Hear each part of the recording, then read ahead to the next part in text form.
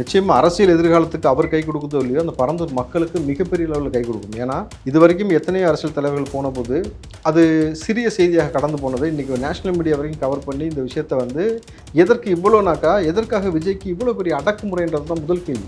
இன்னொரு இயற்கை வளத்தை அழித்து அந்த மலைகளை உடச்சி கொண்டு வந்து அதை போட்டு அப்புறம் எம்சாண்டை போட்டு கல் போட்டு அதுக்கப்புறம் ரன்வே அமைச்சு இவ்வளவும் பண்ணி முடிச்சதுக்கு பிறகும் மழை பெஞ்சால் தண்ணி எங்கே போகும்? இயற்கையாக இவ்வளோ நாள் அங்கே தான் தேங்கியிருக்கும் போது அந்த தண்ணி நேரடியாக அங்கே தான் வரும். உயிரினம் கிடையாதுல தண்ணி இருக்குன்ட்டு ஒதுக்கி போகிறதுக்கு, மழைக்கு தெரியாதுல எந்த பக்கம் இவ்வளோ நாள் வடிகால் போச்சு அப்படி தான் போகும். அதை நீங்கள் ஒருவேளை தடுத்தீங்கனாக்கா அது எங்கே வரும்? ஊருக்குள்ள வரும், சென்னைக்கு வரும். நமக்கு வந்து கிட்டத்தட்ட பார்த்தீங்கன்னாக்கா இந்த மலைக்கே வந்து நம்ம என்ன அலுவலப்பட்டோம்னு தெரியும். அப்போ ஒன்று இங்கே வரும், இல்லாட்டி ஏர்போர்ட்டுக்குள்ளே போகும், அந்த ஏர்போர்ட் நாசமாகும். அப்போது ஒரு வளர்ச்சி என்பது ஒரு நாட்டுக்கு எப்படி இருக்குன்னாக்கா நீங்கள் போடக்கூடிய உரம் அது நெல் பயிருக்கு போச்சுன்னா தான் அது பயன். கருவேல மரத்துக்கு போச்சுன்னா யாருக்குமே பிரச்சனை இல்லை. நீ எனக்கு இவ்வளோ கட்டுப்பாடு புரியல, உங்கள்கிட்ட அனுமதி கேட்டால் தானே பிரச்சனை. எனக்குன்னு தனி பாதுகாப்பு இருக்குது, எனக்கு மக்களே பாதுகாப்பு கொடுப்பாங்க, நான் பார்த்துக்கிறேன்ற மாதிரி திரும்ப ஒரு எச்சரிக்கை பண்ணி அடிச்சுட்டு போயிருக்காரு. நிச்சயமாக உங்களுடைய பாதத்தை தொட்டு இங்கேருந்து நான் அரசியல் களப்பணியை தொடங்குகிறேன், இந்த மக்களுக்காக நிச்சயமாக உறுதியாக நிற்பேன் இருக்கார். மத்திய அரசு இடத்த தேர்வு பண்ணுங்கன்னு சொல்லிச்சு. நீங்கள் பாருங்கள், நீங்கள் திருவண்ணாமலையிலேருந்து எல்லா இடத்துக்கும் சிப்கார்டு கட்டுவதற்கு விவசாய நிலத்தை கையகப்படுத்தினாங்க, பார்த்தோமா? மக்கள் போராடினாங்களா? ஏர்போர்ட் கட்டுறதுக்கு விவசாய நிலம், எல்லாத்துக்குமே எதுக்கு உங்களுக்கு விவசாய நிலம்? விவசாய நிலத்தை விட்டுட்டு ஊருக்குள்ளே தரிசு நிலமே கிடையாதா? ஊருக்குள்ளே எவ்வளோ இடம் இருக்குது. அப்போ அந்த இடத்தெல்லாம் பயன்படுத்தாமல் அரசாங்கம்னா யார் இடம்? மக்களோட இடம், நம்ம இடம். அரசாங்கன்றது ஒன்று உருவாக்குறது மக்கள் சேர்ந்தாங்க. சென்னை விட்டுருங்க, திருச்சிக்கு போங்க, மதுரைக்கு போங்க, எங்கெல்லாம் ஏர்போர்ட் இருக்கோ அதுதான் எக்ஸ்டெண்ட் பண்ண முடியுமான்னு பாருங்கள். இல்லாட்டி புதுசாக ஒரு இடத்த தேர்வு பண்ணி உருவாக்குங்க. மத்திய அரசாங்கம் நேராக வந்து காஞ்சிபுரத்தில் தான் இறங்கணுமான்னு நான் கேட்குறேன். இந்த கேள்வியே யதார்த்தமாக அண்ணாமலை வைக்கிறார். நீங்கள் கட்சி ஆரம்பித்து 1 வருஷம் கழிச்சு தான் நீங்கள் வந்து ஏர்போர்ட்டுக்கு அந்த பரந்தூர் விமானத்துக்காக நீங்கள் போகணுமான்னு. நீங்கள் இந்த கட்சிக்கு தலைவராக எத்தனை வருஷம் ஆச்சு சார்? 3 வருஷம் ஆச்சா? இந்த வரைக்கும் ஏன் அண்ணாமலை போல? இப்போ பிஜேபி என்ன நினைக்கிறதோ அதான் நீங்கள் செஞ்சுக்கிட்டீங்கன்னு போது அப்போ பிஜேபியும் திமுகவும் சேர்ந்து ஏதோ ஒரு பெரிய பிளான், இதை தாண்டி ஏதோ ஒரு பெரிய பிளான் இருக்குன்றதுனால தான் இப்போ விஜய் அங்கே பற்ற வச்சிருக்காரு. யாருக்கோ ஆதாயம்.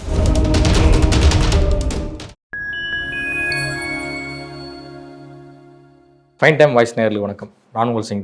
நம்ம சிறப்பு நிகழ்ச்சியில் நம்மோடு இணைந்திருக்கிறார் காங்கிரஸின் ரவுத்ர அப்ராம் அவர். வணக்கம். வணக்கம். விஜயோடைய இந்த பரந்தூர் விசிட் அவருடைய அரசியல் எதிர்காலத்துக்கு கை கொடுக்கும். நிச்சயமாக அரசியல் எதிர்காலத்துக்கு அவர் கை கொடுக்குதோ இல்லையோ அந்த பரந்தூர் மக்களுக்கு மிகப்பெரிய லெவலில் கை கொடுக்கும். ஏன்னா இது வரைக்கும் எத்தனையோ அரசியல் தலைவர்கள் போன போது அது சிறிய செய்தியாக கடந்து போனது இன்றைக்கி நேஷனல் மீடியா வரைக்கும் கவர் பண்ணி இந்த விஷயத்தை வந்து எதற்கு இவ்வளோனாக்கா எதற்காக விஜய்க்கு இவ்வளோ பெரிய அடக்குமுறைன்றது தான் முதல் கேள்வி. அதுக்கு ரெண்டாவது தான் நீங்கள் வந்து பரந்தூருக்கு சப்போர்ட் பண்ணுறதே வருது. ஏன்னா இது வரைக்கும் வரலாற்றில் எந்த அரசியல் கட்சியும் ஒரு மக்களை சந்திப்பதற்கு யாரும் தடை விதித்ததே கிடையாது. 910 நாள் போராடுறாங்க பொழுது நீங்களும் போக மாட்டீங்க. போகக்கூடிய நபர்களை வந்து இது வரைக்கும் நீங்கள் ஒரு உதாரணமாக சொன்னாக்கா எடப்பாடி அவர் ஆட்சி செய்யும் பொழுது மோடி வரும்பொழுது கோபேக் மோடி காட்டுவதற்கு ஏர்போர்ட்டுக்கு வெளியில் அனுமதி கொடுத்தாங்க. அன்றைக்கி எந்தெந்த அமைச்சர்லாம் அங்கே இருந்தாங்க. எங்களுடைய இப்போ மறைந்த ஈவி கேஸும் அங்கே இருந்தார், நானும் அங்கே இருந்தேன். ஸோ எவ்வளோ பேர் நமக்கு அங்கே இருந்தோம், என்னெல்லாம் செஞ்சோம், என்னெல்லாம் பண்ணோன்ட்டு. அப்போ எடப்பாடி சொன்ன விஷயம் என்னன்னாக்கா சட்டம் ஒழுங்கு பிரச்சனையை நான் பார்த்துக்கொள்கிறேன், காவல்துறையை நம்ம வச்சுருக்கிறோம், எந்த பிரச்சனையும் வராமல் நான் பார்த்துக்கிறேன், உங்களுக்கான போதிய அனுமதி நாங்கள் கொடுக்குறோம் நீங்கள் போராடுவதற்குன்ட்டு. அதுதான் ஒரு அட்மினிஸ்ட்ரேஷன். இவங்க என்ன சொல்கிறாங்கன்னா விஜய் போனால் கலவரம் ஆயிரும், விஜய் போனால் சட்டம் ஒழுங்கு பிரச்சனை வந்துடும், விஜய் போனால் இதுவாயிரும். அப்போ நீங்களாவது போங்க. நீங்களும் போக மாட்டீங்க. அவர் போவதற்கு நான் என்ன கேட்குறேன்னா இது என்ன பாஸ்போர்ட் வாங்கி விசா வாங்கி இம்யூனேஷன் கிளியர் பண்ணி போகக்கூடிய இடமா அது? நம்ம ஊர் நம்ம மண் நம்ம மக்கள் போராடுறாங்கன்னும் போது நம்ம போய் நிற்க வேண்டிய கடமை நமக்கு இருக்குன்ட்டு விஜய் போராடினாக்கா அதுக்கு நீங்கள் வண்டியை விட்டு ஏறக்கூடாது. கொடுத்தது 1 மணி நேரம். இந்த வரலாற்றில் எங்கேயாவது நடக்குமா? வெறும் 1 மணி நேரம் தான் அலோகேட் பண்ணுவாங்களா? அதில் காவல்துறையிட்ட அனுமதி கேட்டது எதுக்கு? கரெக்டான பந்தோபஸ்து கொடுப்பீங்கன்னு தான். அந்த 1 மணி நேரத்தை நீங்கள் எப்படி கொண்டு போனீங்கன்னாக்கா 3/4 மணி நேரம் இந்த வண்டி வரதுக்கே நீங்கள் வந்து அவ்வளோ டிராஃபிக்கே கிளியர் பண்ணவே இல்லை. காவல்துறை என்ன பண்ணியிருக்கணும்? சாசனம் 1 மணி நேரம் ஒதுக்கிருக்கு, வண்டி வந்து யாரும் குறுக்க வராமல் பொதுமக்கள் ரசிகர்கள் யாரும் வர விடாமல் அவங்க எல்லாத்தையும் அப்புறப்படுத்திட்டு வண்டி வர வச்சுருக்கணும். அதுலேயே 3/4 மணி நேரம், வெறும் 1/4 மணி நேரம் தான் டைம். அந்த 1/4 மணி நேரத்தில் அவர் இறங்கி உள்ளே போய் அந்த க்ரௌட் அதுக்கு முன்னாடியே போயிருக்கலாமே. இப்போ 12 மணினா ஒரு 11:30 வந்திருக்கலாமே ஸ்பாட்டுக்கு. இங்கே அவங்க கொடுத்த டைம் தானே கொடுக்கறதே. இந்த டைம்லேருந்து இந்த டைம் இவ்வளோ தான் அனுமதி, அதுக்கு முன்னாடியும் வரக்கூடாது. தமிழ்நாட்டில் எத்தனையோ தலைவர்கள் ஆர்ப்பாட்டம் நடத்திருக்காங்க, போராட்டம் நடத்திருக்காங்க. இன்க்ளூடிங் உங்கள் கட்சியான காங்கிரஸ் கூட நிறைய இடங்களில் போராட்டம் நடத்தியிருக்கு. ஒரு சில தலைவர்கள்லாம் நம்மளே வந்து பார்க்குறோம். ப்ரெஸ் பீப்புளெலாம் எப்போவுமே 1/2 மணி நேரம் 3/4 மணி நேரத்துக்கு முன்னாடியே வந்து போய் நம்ம வந்து போகிறாங்க. அந்த டைமே கூட சில தலைவர்கள்லாம் வந்து வெயிட் பண்ணுவாங்க. அந்த பிறகு கரெக்டான டைமுக்கு வந்து ஸ்டார்ட் பண்ணுவாங்க. ஏன் அங்கே போய் உட்காந்துருக்கலாமே, மக்கள் கூட பேசிட்டு இருந்திருக்கலாமே விஜய் சார். அதுதான் அது முன்னாடியே வரக்கூடாது. எந்த வாகனம் எந்த வண்டி நம்பரில் வரணும் கொண்டு முன்னாடி கேட்டு அதில் தான் வரணுன்றாங்களே. சிக்கல் உங்களுக்கு புரியுதுங்களா? இது எப்படி ஒரு சர்வாதிகார போக்கா இருக்குன்னு தான் எனக்கு புரியவே இல்லைன்றதான் இப்போ யதார்த்தமான கேள்வி. அவருமே தானே சொல்றாரு, எனக்கு அது புரியல. நீங்கள் எதிர்க்கட்சியாக இருக்கும் பொழுது நீங்கள் என்ன பண்ணுறீங்க, 8 வழி சாலையிலேருந்து எல்லாத்துக்கும் நீங்கள் வந்து போராடுறீங்க. நீங்கள் முதலமைச்சராக வந்த பிறகு என் மக்களை சந்திப்பதற்கே நீங்கள் வந்து இவ்வளோ ரெஸ்ட்ரிக்ஷன் போடுறீங்க, எனக்கு புரியல. அப்போது இதில் யாருக்கோ ஆதாயம் இருக்கிறது. இந்த இடத்தில் ஏர்போர்ட் வருவதற்கு யாருக்கோ ஆதாயம். ரொம்ப தெளிவாக ஒரு விஷயம் புரிஞ்சுக்கணும். அந்த மண் நீங்கள் சாயில் டெஸ்ட் பண்ணாக்கா அப்ரூவல் கிடைக்குமா சொல்லுங்கள் பார்ப்போம். சதுப்பு நிலம் கிட்டத்தட்ட பல ஏரிகள் இருக்குது. ரன்வேவே ஏரிக்கு மேலே தான் வருதுன்னும் பொழுது முதல்ல ஏர்போர்ட் செய்யணும்னாக்கா ஏர்போர்ட் கட்டுறதுக்கு என்ன வேணால் ஒரு சாலிடான சர்ஃபேஸ் வேணும். அப்போ என்ன பண்ணுவாங்கன்னா முதல்ல அங்கேருந்து அந்த நீரை வெளியேற்றுவார்கள். நீரை வெளியேற்றுனா அந்த நீர் எங்கே போகும்? அவ்வளோ நீரை நீங்கள் வெளியேற்றி அந்த நீரை எங்கே கொண்டு போய் கடத்தி விடுவீங்கன்னு நம்மளை ஒன்று. ரெண்டாவது, அப்போ நிலத்தடி நீர்ன்றது ரொம்ப அதல பாதாளத்துக்கு போய் அதை சுற்றி இருக்கக்கூடிய நிலம் எல்லாமே பார்த்தீங்கன்னாக்கா வறண்டு போவதற்கான, நீர் இல்லாமல் போவதற்கான ஒரு வாய்ப்பு. அந்த மண் குளகுலன்ற சதுப்பு மண், அந்த மண் அல்லணும். ஏன்னா அந்த மண் மேலே நீங்கள் வந்து எந்த ரன்வே எல்லாம் போட முடியாது. அதுக்கு பதிலாக என்ன செய்யணும்னா அங்கே வந்து பாறைகளை கொட்ட வேண்டியது இருக்கும். அப்போ அதுக்கு என்ன பண்ணுவீங்க, இந்த இயற்கை வளத்தை அழித்து இன்னொரு இயற்கை வளத்தை அழித்து அந்த மலைகளை உடச்சி கொண்டு வந்து அதை போட்டு அப்புறம் எம்சாண்டை போட்டு கல் போட்டு அதுக்கப்புறம் ரன்வே அமைச்சு இவ்வளவும் பண்ணி முடிச்சதுக்கு பிறகும் மழை பெஞ்சால் தண்ணி எங்கே போகும்? இயற்கையாக இவ்வளோ நாள் அங்கே தான் தேங்கி இருக்கணும் போது அந்த தண்ணி நேரடியாக அங்கே தான் வரும். உயிரினம் கிடையாதுல, தண்ணி இருக்குன்ட்டு ஒதுக்கி போகிறதுக்கு. மழைக்கு தெரியாதுல, எந்த பக்கம் இவ்வளோ நாள் வடிகால் போச்சு அப்படி தான் போகும். அதை நீங்கள் ஒருவேளை தடுத்தீங்கனாக்கா அது எங்கே வரும்?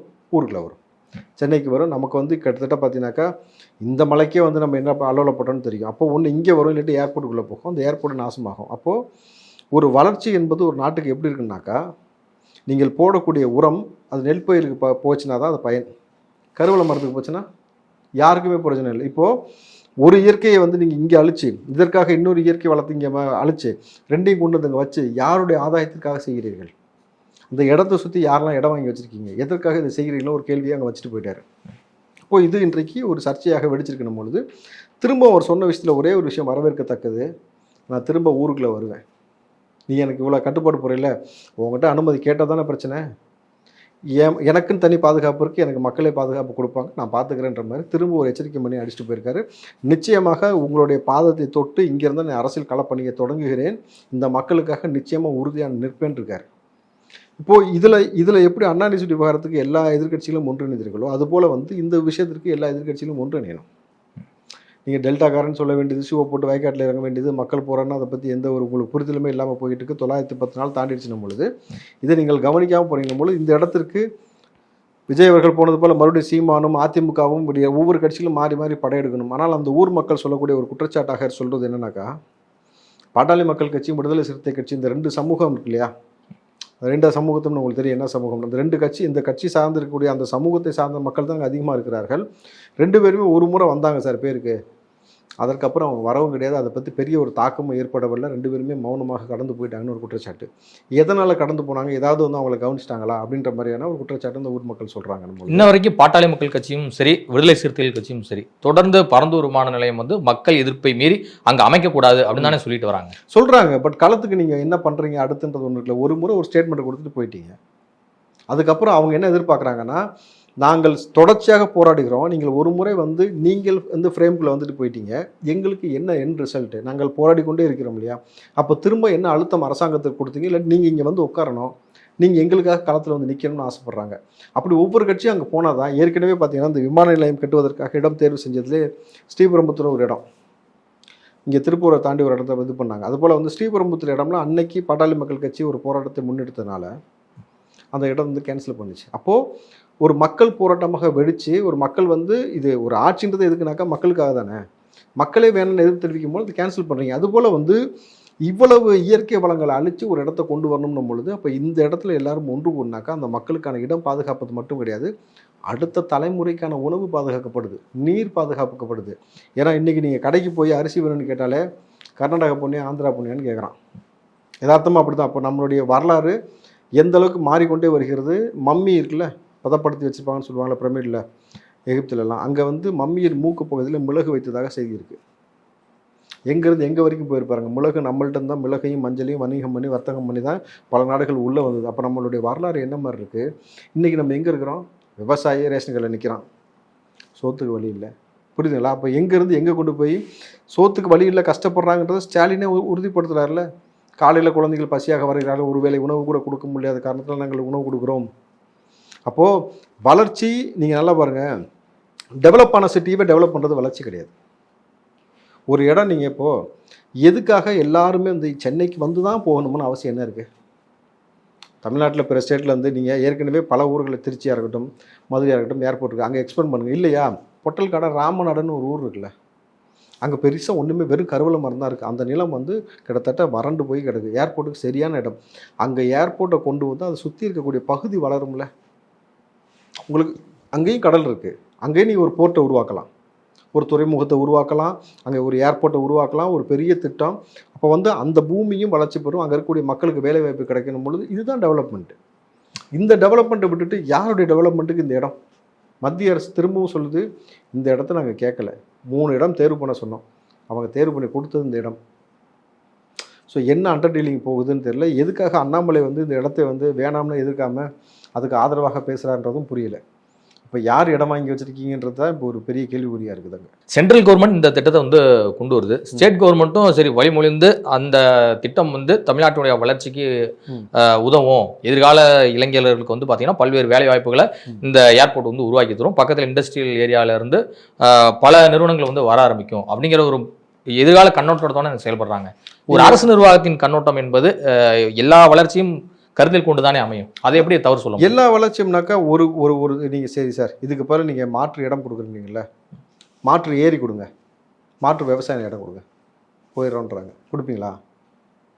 சரி, ஏரியவோ குளத்தையோ நீங்கள் குளத்தை வேணால் நீங்கள் உருவாக்க முடியும். ஏரின்றது இயற்கையாக வந்து நீர் ஆதாரம் உள்ளது, அந்த சதுப்பு நிலத்தை உருவாக்கவே முடியாது. நீங்கள் ஒரு உதாரணம் சொல்கிறேன், சென்னையில் வேளச்சேரியில் வந்து இங்கே வந்து மக்கள் வந்து வெள்ளத்தில் முங்குனப்போ நீங்கள் சொன்னது என்ன? நீங்கள் ஏரியெலாம் ஆக்கிரமிச்சு வீடு கட்டிட்டீங்க, அப்போ முங்க தான் செய்வீங்கன்ட்டு நீங்களே ஏரியில் கொண்டு போய் குப்பையை கொட்டுறீங்க.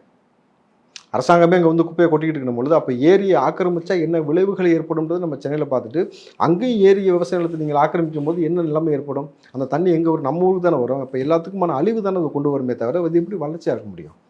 வளர்ச்சி என்பது வந்து இதான் சொல்கிறேன்ல, அழகாக ஒரு திட்டத்தை நீங்கள் வைக்கிறீங்கன்னா அந்த திட்டம் வந்து நமக்கு பயனளிக்கக்கூடிய திட்டமாக இருக்கணுமே தவிர இப்படி கிட்டத்தட்ட வந்து யாருக்கோ ஒரு தனிநபருக்கோ அல்லது ஒரு குறிப்பிட்ட சமூகத்திற்கோ அல்லது குறிப்பிட்ட ஒரு கூட்டத்திற்கோ பயன் கொடுக்கக்கூடிய திட்டமாக இருப்பது ஏற்றுக்கொள்ள முடியாது. மத்திய அரசு இடத்த தேர்வு பண்ணுங்கன்னு சொல்லிச்சு. நீங்கள் பாருங்கள், நீங்கள் திருவண்ணாமலையிலேருந்து எல்லா இடத்துக்கும் சிப்கார்டு கட்டுவதற்கு விவசாய நிலத்தை கையகப்படுத்துனாங்க, பார்த்தோமா? மக்கள் போராடினாங்களா?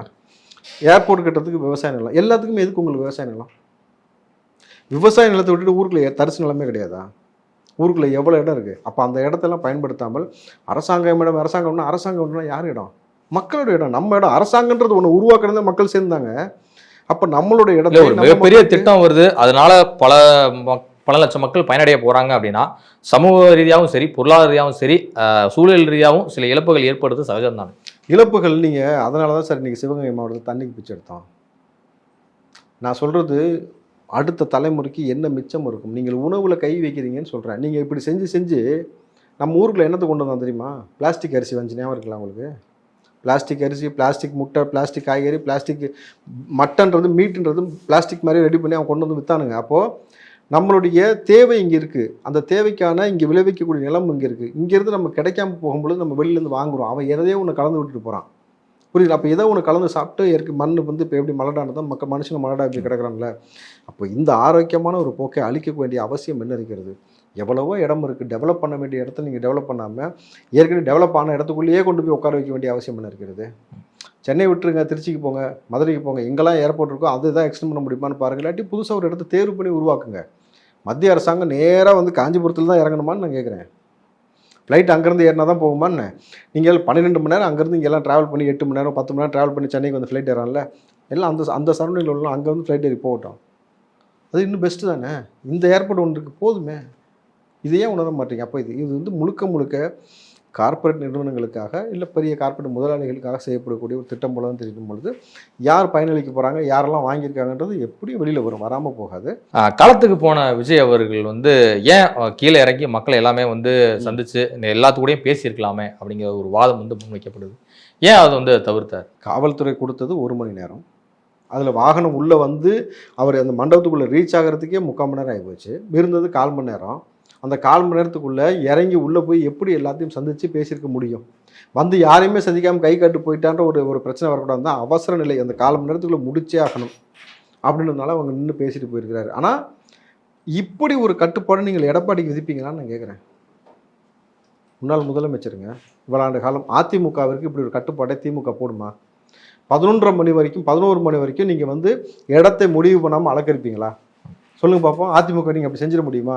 அப்போது ஒரு புதிய கட்சி, புதிய நபர், இவருக்கு என்ன பெரிய பலம் இருக்குன்றதுக்காக நீங்கள் அலக்கரிக்கிறீங்க. ஆனால் ஒரு விஷயம் புரிஞ்சுக்கணும். சரி, 100 இளைஞர்களை கொடுங்க, நான் இந்தியாவை வல்லரசாக மாற்றுகிறேன்னு சொல்கிற இடத்துல கோடி இளைஞர்கள் இருக்கும்போது தமிழ்நாட்டை மாற்ற முடியாதா? மாற்றக்கூடிய ஆற்றல் அவர்கிட்ட இருக்குது. நீங்கள் வந்து தேவையில்லாமல் அவரை அடித்து அடித்து அடித்து எங்கே கொண்டு போய் நிப்பாட்டுறீங்க? அவரை கொடுத்த இடம் ஃபஸ்ட்டு நீங்கள் கொடுத்தது பி சாலை, இப்போ கொடுத்தது வீனஸ் மஹால், அடுத்து போக போகிறது வேங்கை வயல். எல்லாமே வீலே அவருக்கு அமையுது. வெற்றியை நோக்கி தான் அவர் பயணிச்சுக்கிட்டு இருக்கிறாரும் பொழுது அவருக்கான வெற்றி எப்பயுமே உறுதியாயிரும். ஆனால் நீங்கள் அவரை அடிக்க அடிக்க அடிக்க உங்களுக்கான இடம் எங்கே போகுதுன்னு பாருங்கள். சாதாரண பிரச்சனை சர்வதேச பிரச்சனையாக மாறுவதற்கான வழிவகையை நீங்களே ஏற்படுத்தி கொடுத்துருங்க. என்டையர் மீடியாவும் பேசுறதுன்னா எதற்காக இவ்வளோ ரெஸ்ட்ரிக்ஷன்? எல்லா கட்சியும் கேட்கறது தானே. இப்போ அவர்களே தார்மீகமாக வந்து விஜய்க்கு சப்போர்ட் பண்ணுற மாதிரி நிலைமை ஏற்படுத்திட்டீங்கல்ல. இல்லை, இதுக்கு முன்னாடி எத்தனையோ தலைவர்கள் போனாங்க. அன்புமணி அவர்கள் போனார், திருமா போனார், சீமான் போனார், கம்யூனிஸ்ட் கட்சி தலைவர்கள் எல்லாருமே போயிருந்தாங்க. அவங்களாம் யாருமே வந்து அனுமதியெல்லாம் ஒன்றும் கேட்டு போகலையே. டேட்டாவை போய் மக்களை சந்திச்சு தானே அவங்க வந்து போராட்டத்தை வந்து முன்னெடுத்து வந்தாங்க. அப்போ அனுமதி கேட்டதான் இங்கே தவறாயிடுச்சுல. சட்ட ரீதியாக ஒரு அரசாங்கத்தை பாதிக்கப்பட்டிருக்காங்க, மக்கள் போறாங்க. டேட்டா களத்துக்கு போயிருக்கலாமே, அப்பவே போயிருக்கலாம். ஏன் இவ்வளவு நாள் கழிச்சு, இவ்வளவு தூரம் யோசிச்சு தான் கிட்டத்தட்ட கட்சி ஆரம்பிச்சு 11 மாசம் கழிச்சு தான் போகணுமா? கட்சி ஆரம்பிச்சு 11 மாசம் கழிச்சு தான் போகணுமானாக்கா இந்த கேள்வி யார் வைக்கிறது? அண்ணாமலை வைக்கிறாரு. கேட்டுங்களா?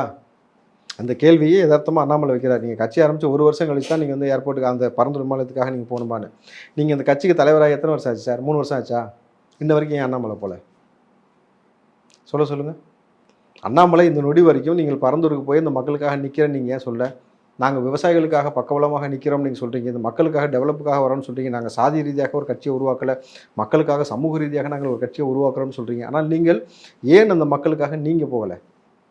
அப்போ பிஜேபி என்ன நினைக்கிறதோ அதைத்தான் நீங்கள் செஞ்சுக்கிட்டீங்கன்னு போது அப்போ பிஜேபியும் திமுகவும் சேர்ந்து ஏதோ ஒரு பெரிய பிளான், இதை தாண்டி ஏதோ ஒரு பெரிய பிளான் இருக்குன்றதுனால தான் இப்போ விஜய் அங்கே பற்ற வச்சிருக்காரு. யாருக்கோ ஆதாயம், அது நீங்கள் A² B² யோசித்தாலும் சரி, அல்லது வந்து இல்லை பிஜேபி ப்ளஸ் டிஎம்கேன்னு யோசித்தாலும் சரி, அப்போ யாருக்கோ ஒரு பெரிய முதலாளிகளுக்கு ஒரு ஆதாயம் இருப்பதால் தானே இதை செஞ்சுருக்க முடியும். இல்லாட்டி அண்ணாமலை எல்லாத்துக்கும் நீங்கள் நேர்மையாக பேசுகிறேன்னு சொல்கிறீங்க, கண்டம் பண்ணுறேன்னு சொல்கிறீங்க, இதை செஞ்சுருக்கலாம்ல, ஏன் செய்யலை?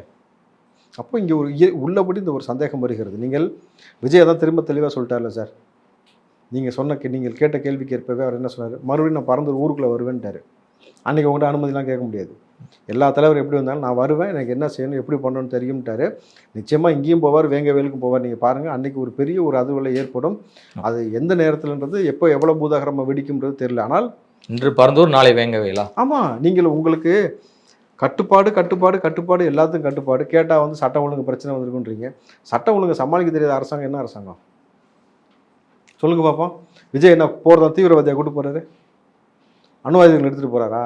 இல்லை சார், உங்கள் கட்சியில் ஜாஃபர் சாதிக்கு ஒருத்தன் இருக்கிறான், உங்கள் கட்சியில் நான் உங்கள் கட்சியோட என்னது ஆதரவாளரா, அபிமானி, எப்படி வேணால் சொல்லிக்கிறீங்க நீங்கள். ஞானசேகரனை அவனை குறித்து இன்றைக்கி அப்பாவை பேசின விஷயம்லாம் எந்த அளவுக்கு போயிட்டுருக்குன்னு நம்ம பார்க்குறோம் பொழுது, இப்போ விஜயை மட்டும் நீங்கள் வேறு ஒரு போர்வையில் திணிக்கணும்னு பார்க்குறீங்க. விஜய் அதுக்குள்ளே அடங்குவதற்கு தயாராக என்னும் பொழுது பார்த்துக்கலாம் நீங்களா நானான்ட்டு, அப்படி தான் அவர் சொல்கிறாரு.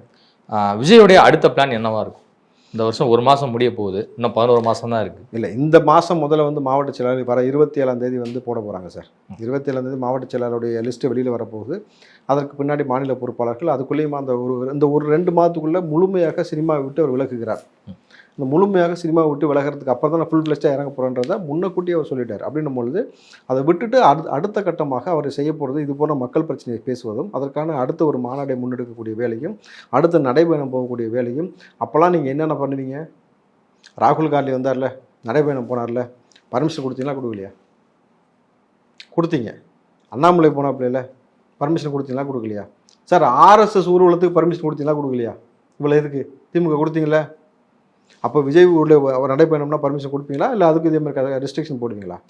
அப்போ இதில் தான் நீங்கள் புரிஞ்சுக்கலாம். கொடுக்கலனாக்கா RSSக்கு அனுமதி, அண்ணாமலைக்கு அனுமதி, ஆனால் விஜய்க்கு அனுமதி இல்லைன்னும் பொழுது அப்போ திமுக யாரை சார்ந்து இயங்குறது நம்ம ஈஸியாக புரிஞ்சுக்க முடியும் பொழுது விஜயோட அடுத்த கட்ட பயணம் இதுவாகத்தான் இருக்கும். பரந்தூரில் விமான நிலையம் அமைக்கக்கூடாது என்றால் மாற்று இடத்தை விஜய் கூற வேண்டும் அப்படின்னு சொல்லியிருக்கிறாரு அண்ணாமலை. உங்கள் பதில் என்ன? சரி, ராம்நாடுன்னு சொல்கிறோம், என்ன சொல்லுவீங்க? நீங்கள் டெவலப் ஆன சிட்டி பக்கத்துலேயே தான் வேணும்னு அடம்பிடிக்கக்கூடாது சார். ராம்நாட்டில் உங்களுக்கு கடல் இருக்கா? அங்கே ஒரு போர்ட்டை உருவாக்கலாம். அந்த இடம் தரிசனம். ராமநாதபுரத்தில் கடல் இல்லையே, ராமேஸ்வரத்தில் தான் கடல். எவ்வளோ தூரம் பக்கம்? உங்களுக்கு கடலை வச்சுலாம் ஒன்றும் பிரச்சனை கிடையாது. இப்போது எதற்காக இந்த இடத்துல வந்து உங்களுக்கு இவ்வளோ தேவைப்படுதுன்னு ஒரு அவசியம் இருக்குல்ல, என்ன சொல்லுவீங்க? கார்கோ விமானம் வந்துட்டு போக போகுது. இந்த பக்கம் பார்த்தீங்கன்னா மக்கள் வந்துட்டு போகிறாங்க. 8 மணி நேரம் 10 மணி நேரம் ட்ராவல் பண்ணி இங்கே வர நபர்கள் நீங்கள் திருச்சி மதுரை ஏர்போர்ட் போல் அங்கே ஒரு பக்கத்தில் உருவாக்கி அங்கே போயிடலாம். நீங்கள் விஜய் அவர்கள் ஆட்சியில் இருக்கிற மாதிரியே கேள்வி கேட்குறீங்க. நீங்கள் பிரச்சனையே அங்கே தான். யார் ஆட்சியில் இருக்கிறா சார்? இவ்வளோ மக்களுக்கு இடைஞ்சலும் உங்களுக்கு தெரியுது, எல்லா மக்களுக்கும் சோறு அத்தியாவசியம் தெரியுது. இன்றைக்கு வரைக்கும் காலையில் உணவு அந்தாமல் வராங்க பிள்ளைகள், அதுக்கு நாங்கள் சாப்பாடு போடுறோன்னு ஸ்டாலின் சொல்கிறது கண்ணுக்கு முன்னாடி நீங்கள் பார்க்குறீங்க. மதியானம் பார்த்தீங்கன்னா இந்த சத்துணவு திட்டம்னு ஏற்கனவே ஒன்று இருக்குன்னும் பொழுது அப்போ எந்த அளவுக்கு அடிப்படை பிரச்சனை ஒன்று தேவை இருக்குல்ல. அடிப்படை பிரச்சனை சரி செய்யலை, இன்றைக்கி வரைக்கும் பள்ளிகளை சரி செய்யறதுக்கு சீரமைக்கிறதுக்கு உங்களுக்கு காசு கிடையாது. அப்படின்னும் பொழுது உடனே இது மத்திய அரசு தானே காசு கொடுக்க போகிறீங்கன்னாக்கா மத்திய அரசு என்ன செய்யலாம்? ஒரு இடம் டெவலப் ஆகாத சிட்டியை டெவலப் பண்ணுறது தான் மத்திய அரசோட வேலையை தவிர நீங்கள் அவங்களுக்கு புரிகிற ஆங்கிலே சொல்லிடலாமா? டாய்லெட் இருக்க வீட்டுக்கு மோடி டாய்லெட் கட்டி கொடுத்தாரா? கழிப்பிடம் இருக்கக்கூடிய வீட்டில் கட்டி கொடுக்கல, இல்லாத இடத்துல தான் கட்டி கொடுத்தீங்க. புரிஞ்சா உங்களுக்கு? அப்போது இல்லாத இடத்துல உருவாக்குறது தான் டெவலப்மெண்ட்டே தவிர கக்கூஸ் இருக்க வீட்லேயே நான் கக்கூஸ் கட்டி கொடுக்குறேன் பக்கத்துலேயே இது டெவலப்மெண்ட்னு சொன்னால் அது முட்டாள்தனமா இல்லையா? இது அண்ணாமலை புரிஞ்சுக்கணும். நீங்கள் உங்களுக்கு எங்கே டெவலப் பண்ணணுமோ அங்கே டெவலப் பண்ணுங்கள். அதை விட்டுட்டு நீங்கள் உங்கள் டெவலப்மெண்ட்டுக்காக வேறு ஏதாவது டெவலப் பண்ணணும்னு நினைக்கிறது தவறு. அதை வந்து நீங்கள் திருத்திக்கணும். இவரும் உங்கள் பல்வேறு கருத்துக்கு நன்றி.